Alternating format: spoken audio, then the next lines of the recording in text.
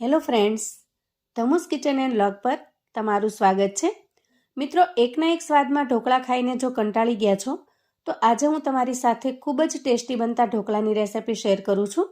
પચવામાં સહેલા, ગરમીમાં પેટને ઠંડક આપે અને મોંમાં મૂકતા જ પીગળી જાય એવા સોફ્ટ પોચા પોચા રૂ જેવા બને છે.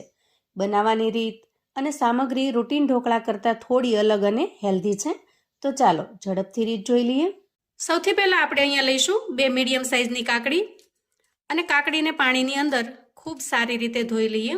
હવે આપણે આ રીતે એક પ્લેટ લઈ એના ઉપર ખમણીને સેટ કરીશું. ખમણીના જે દાંતા છે એ મીડિયમ સાઇઝના હોય એવી આપણે ખમણી પસંદ કરવાની છે. એટલે કે કાકડીને જ્યારે ખમણીએ ત્યારે એનું ખમણ બહુ ઝીણું પણ ન થઈ જાય અને બહુ જાડું પણ ન રહે એવી મીડિયમ સાઇઝની ખમણી આપણે અહીંયા પસંદ કરેલી છે. હવે આ ખમણી વડે આપણે કાકડીને ખમણી લેવાની છે.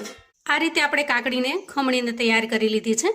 હવે આપણે એક મિક્સિંગ બાઉલ લઈશું અને મિક્સિંગ બાઉલમાં 1 કપ જેટલો રવો એડ કરીશું. અહીંયા મેં જે થોડો જાડો રવો આવે છે એ લીધેલો છે. તમે જાડો કે ઝીણો કોઈ પણ રવો લઈ શકો છો, પણ આ રીતે જો થોડો જાડો રવો હશે તો ઢોકળા એકદમ સરસ ફૂલેલા બનીને તૈયાર થશે. 1 કપ રવો એડ કર્યા પછી આપણે અહીંયા 2 ચમચી જેટલો બેસન એડ કરવાનો છે અને બેસન અને રવાને સારી રીતે મિક્સ કરી લઈએ. હવે બધું જ મિક્સ થઈ ગયું છે. આ સ્ટેજે આપણે દહીં લઈશું અને મોટા 2 ચમચા જેટલું દહીં આપણે રવાની અંદર ઉમેરીશું. દહીં અહીંયા મોળું છે એટલે મેં 2 ચમચા જેટલું લીધેલું છે. તમારી પાસે જો ખાટું દહીં હોય તો 1 ચમચો જ લેવાનું. હવે દહીંને આપણે રવાની અંદર મિક્સ કરી દેવાનું છે. સૌથી પહેલાં પાણી ઉમેર્યા વગર દહીંની ભીનાશમાં જ આપણે રવાને પલાળી દઈએ અને પછી જરૂર પડે તો આપણે પાણી એડ કરીશું. રવાના ઢોકળાની અંદર દહીંની ક્વોન્ટિટી થોડી વધારે હોય તો ઢોકળા ખૂબ જ સરસ બનીને તૈયાર થાય છે. હવે જુઓ, અહીંયા મિક્સ કરતાં થોડું પાણી ઉમેરવાની મને જરૂર લાગે છે, તો 3 થી 4 ચમચી જેટલું પાણી એડ કરીશું અને આ કન્સિસ્ટન્સીમાં આપણે બેટરને બનાવીને તૈયાર કરવાનું છે. જરૂર જણાય તો થોડું પાણી તમારે વધારે એડ કરવાનું, પણ આ રીતે રવો સારી રીતે પલળી જાય એટલું આપણે પાણી એડ કરવાનું છે. હવે બેટરને આપણે 5 મિનિટ માટે ઢાંકી અને રેસ્ટ થવા દઈશું, જેથી કરીને એના અંદરનો રવો ખૂબ સારી રીતે ફૂલી જશે અને એનાથી આપણા ઢોકળા પણ એકદમ સરસ ફ્લફી બનીને તૈયાર થશે. અને જ્યાં સુધીમાં બેટર રેસ્ટ કરે છે ત્યાં સુધીમાં આજના ઢોકળા માટે આપણે એકદમ સરસ ગ્રીન ચટણી બનાવીને તૈયાર કરી લઈએ. હવે આપણે બનાવીશું ચટણી એકદમ સરસ અને ખૂબ જ ટેસ્ટી એવી. તો થોડી કોથમીર લીધી છે મેં. હવે એક લીલું મરચું એડ કરી દઉં છું. નાનો એક આદુનો કટકો છે એને પણ આપણે ઉમેરી દઈએ. હવે અહીંયા નાની કટોરી જેટલા હું દાળિયા ઉમેરું છું. અહીંયા તમે શિંગદાણાનો પણ ઉપયોગ કરી શકો છો. હવે આપણે અહીંયા એડ કરીશું સ્વાદ પ્રમાણે મીઠું અને અડધી ચમચી કરતાં થોડો ઓછો એટલો આમચૂર પાવડર. આમચૂર પાવડર ઉમેરવાથી ચટણીનો ટેસ્ટ એકદમ સરસ ખાટો મીઠો બને છે. આપણે અહીંયા થોડું પાણી એડ કરીશું 4 થી 5 ચમચી જેટલું અને ઢાંકણ ઢાંકી એકદમ સરસ ચટણી બનાવીને તૈયાર કરી લઈએ. તો અહીંયા જુઓ, ચટણી તૈયાર છે. હવે આપણે ચટણીને આવી કોઈ કટોરીની અંદર કાઢી લઈએ. અંદાજે 5 મિનિટ પછી આપણે બેટરને ચેક કરી લઈએ. અહીંયા ચેક કરતાં તમે જોશો કે બેટર થોડું થીક થઈ ગયું છે, થોડું વધારે ઘાટું બન્યું છે. આ સ્ટેજે આપણે 4 થી 5 ચમચી જેટલું પાણી લઈશું અને બેટરમાં ઉમેરીશું. બેટરની કન્સિસ્ટન્સીને આપણે થોડી અમથી પતલી કરવાની છે. જુઓ, આ રીતે આપણે થોડી અમથી ઢીલી એવી કન્સિસ્ટન્સીને લેવલમાં લેવાની છે. ત્યાર પછી આપણે ખમણીને તૈયાર કરેલી કાકડીને એડ કરીશું. તો બધી જ કાકડી આપણે આમાં એડ કરી દેવાની છે, કેમ કે આજના ઢોકળા છે એ સ્પેશિયલ કાકડીના ઢોકળા છે.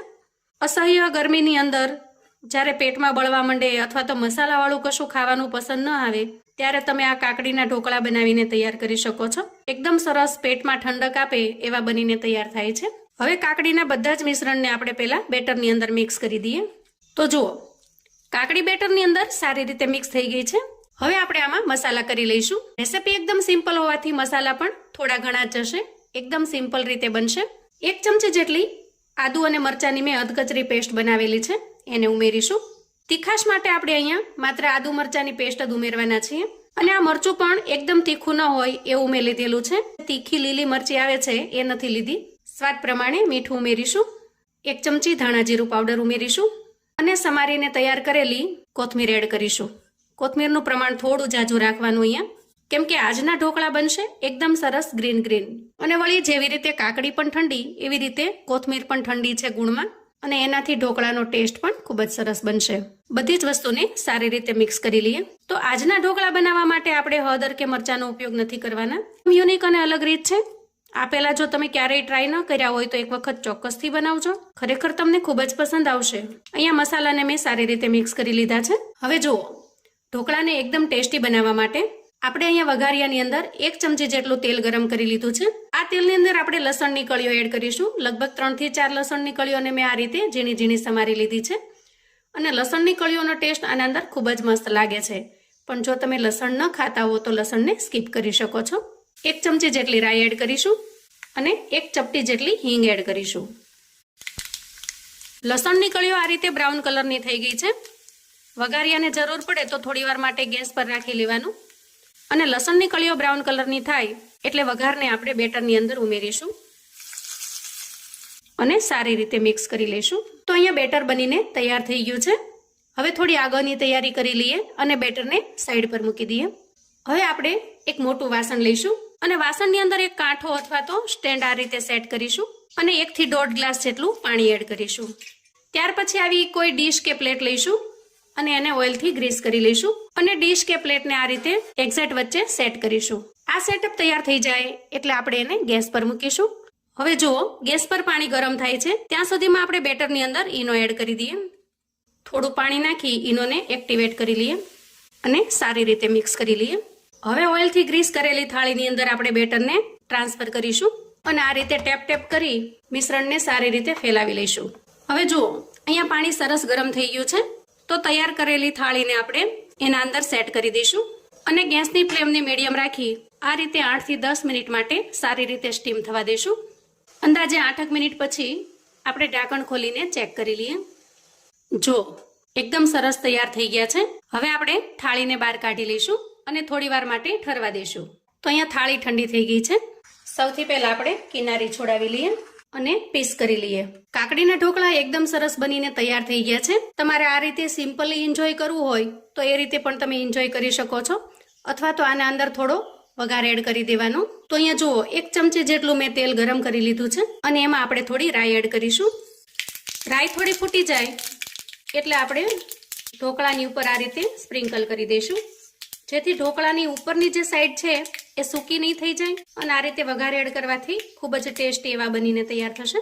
અને તમે ઢોકળાનો લુક જોઈ શકો છો, એકદમ ટેસ્ટી એવા દેખાઈ રહ્યા છે. અહીંયા હું તમને પીસ કાઢીને બતાવું. એકદમ ટેસ્ટી, જોતા જ મોઢામાં પાણી આવી જાય એવા સરસ બન્યા છે ને. વળી આના અંદર જે કાકડીનો ટેસ્ટ છે એકદમ અમેઝિંગ લાગે છે. તો નેક્સ્ટ ટાઈમ તમે જ્યારે પણ હવે ઢોકળા બનાવો તો એક વખત આ રીતે કાકડીના ઢોકળા બનાવીને ટ્રાય કરજો. આ ઢોકળાનો ટેસ્ટ ઘરમાં નાના મોટા સૌને ખૂબ જ પસંદ આવશે. આપણે બનાવેલી ગ્રીન ચટણી સાથે તો એકદમ ટેસ્ટી એવા લાગે છે. આને તમે ટોમેટો ચટણી, ટોમેટો કેચઅપ કે પછી ચાની સાથે પીરસી શકો છો. હવે આપણે થોડી અલગ સામગ્રીથી બનતા બીજા ઢોકળાની રીત જોઈશું. બનાવવાની રીત લગભગ સરખી જ છે, બસ મસાલા થોડા જુદા પડશે અને સ્વાદ તો બસ લાજવાબ બને છે. સૌથી પહેલાં આપણે 250 ગ્રામ જેટલી એકદમ સોફ્ટ કૂણી દૂધી લઈશું. હવે દૂધીને ધોઈ અને જરૂરિયાત મુજબ કટ કરી લઈશું અને પિલરની મદદથી દૂધીની છાલ અલગ કરી લઈએ. ફરી એક વખત દૂધીને ધોઈ અને ખમણી વડે આપણે ખમણી લેવાની છે. ખમણી આપણે અહીંયા મીડિયમ સાઇઝની પસંદ કરીશું. સાવ ઝીણી કે બહુ મોટી નથી લેવાની. આ રીતે દૂધીનું ખમણ તૈયાર કરી લઈશું. હવે ખમણેલી દૂધીને ઢાંકી અને આપણે સાઈડ પર મૂકીએ અને આગળની તૈયારી કરીએ. હવે અહીંયા એક મિક્સિંગ બાઉલ લઈએ અને 1 કટોરી જેટલો રવો લઈએ અને 5 કટોરી જેટલી સૂજી આપણે એમાં ઉમેરી દઈએ. હવે જુઓ, આ રીતે એકદમ ઝીણો પાવડર છે તે રવો છે અને થોડી દાણેદાર છે તે સૂજી છે. આમ સૂજી અને રવા વચ્ચેનો આ તફાવત છે જેથી આસાનીથી આપણે ઓળખી શકીએ. બંનેને સારી રીતે મિક્સ કરી લઈએ. આ રીતે રવો સૂજી મિક્સ કરવાથી ઢોકળા ખૂબ સરસ ફરસા બને છે. હવે આપણે 1 વાટકી છાશ ઉમેરીશું. અહીંયા છાશની જગ્યાએ દહીં પણ મેળવી શકો છો. તો જો દહીં મોળું હોય તો 2 ચમચી જેટલું ઉમેરવાનું અને ખાટું હોય તો 1 મોટી ચમચી જેટલું દહીં ઉમેરવાનું છે. છાશ પણ બહુ ખાટી પણ નહીં અને સાવ મોળી પણ નહીં એવી જ મેં લીધી છે. આ રીતે મિક્સ કરી લઈએ અને ઢાંકણ ઢાંકી થોડી વાર રહેવા દઈએ જેથી રવો સારી રીતે ફૂલી જાય. અહીંયા બેટર સારી રીતે રેસ્ટ થઈ ગયું છે અને હવે આપણે એમાં ખમણેલી દૂધી ઉમેરીશું. તમને દૂધી થોડી વધારે લાગશે પણ બધી જ દૂધી આપણે ઉમેરી દેવાની છે. દૂધીનું પ્રમાણ વધારે હશે તો ઢોકળા ખૂબ જ સ્વાદિષ્ટ લાગશે. હવે લીલા મરચાંના ટુકડા, ઝીણી સમારેલી કોથમીર ઉમેરીશું અને સ્વાદ પ્રમાણે મીઠું ઉમેરીશું. ચપટી જેટલી હળદર ઉમેરીશું, એનાથી કલર ખૂબ સરસ આવશે. હવે બધી જ વસ્તુને સારી રીતે મિક્સ કરી લેવાનું છે. મેં કહ્યું એમ અહીંયા તમને દૂધીનું પ્રમાણ થોડું વધારે લાગશે, પણ થોડી વારમાં જ દૂધી રવામાં સારી રીતે મિક્સ થઈ જશે. જુઓ, આ રીતે સરસ રીતે મિક્સ થઈ જશે. હવે એક પેનમાં થોડું તેલ ગરમ કરીશું અને એમાં 1 ચમચી રાઈ, થોડા મીઠા લીમડાના પાન કટ કરેલા છે, થોડી હિંગ ઉમેરીશું અને બધી જ વસ્તુને સારી રીતે મિક્સ કરી લઈએ. આ વઘારને આપણે મિશ્રણમાં ઉમેરી દેવાનું છે. આ રીતે તૈયાર કરેલા ઢોકળા ખાવામાં પોચા અને ખૂબ જ ટેસ્ટી લાગશે. ઢોકળા સ્ટીમ કરવા માટે એક મોટું વાસણ લઈશું. એમાં આ રીતે એક સ્ટેન્ડ અથવા તો કોઈ કાંઠો સેટ કરીશું અને આ રીતે સરસ સેટ થઈ જાય એવી કોઈ ડીશ કે થાળી લઈ લઈએ. 1 થી 1.5 ગ્લાસ જેટલું પાણી આપણે એમાં ઉમેરી દઈએ અને ગરમ થવા માટે મૂકી દઈએ. અહીંયા બેટર પણ સારી રીતે તૈયાર થઈ ગયું છે. હવે આપણે એમાં ઈનો ઉમેરીશું. તમે ખાવાનો મીઠો સોડા પણ ઉમેરી શકો છો. ઈનોથી ઢોકળા સરસ અને સ્પોન્જી બને છે. થોડું પાણી ઉમેરી ઈનોને આપણે એક્ટિવેટ કરી લઈએ અને સારી રીતે મિક્સ કરી લઈએ.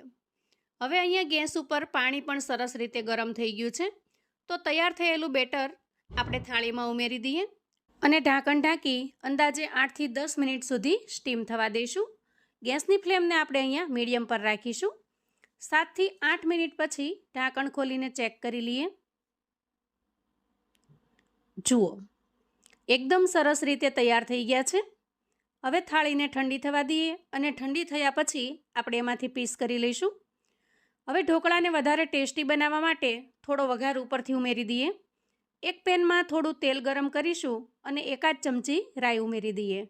આ સરસ વઘારને આપણે ઢોકળા ઉપર સ્પ્રિંકલ કરી દેવાનો છે.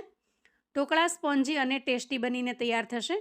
ઓછા મસાલા સાથે પણ જો ઢોકળા બનાવવા હોય, પેટ ખૂબ ભારે હોય અને હળવું ખાવું હોય તો આ ઢોકળા એકદમ બેસ્ટ ઓપ્શન છે.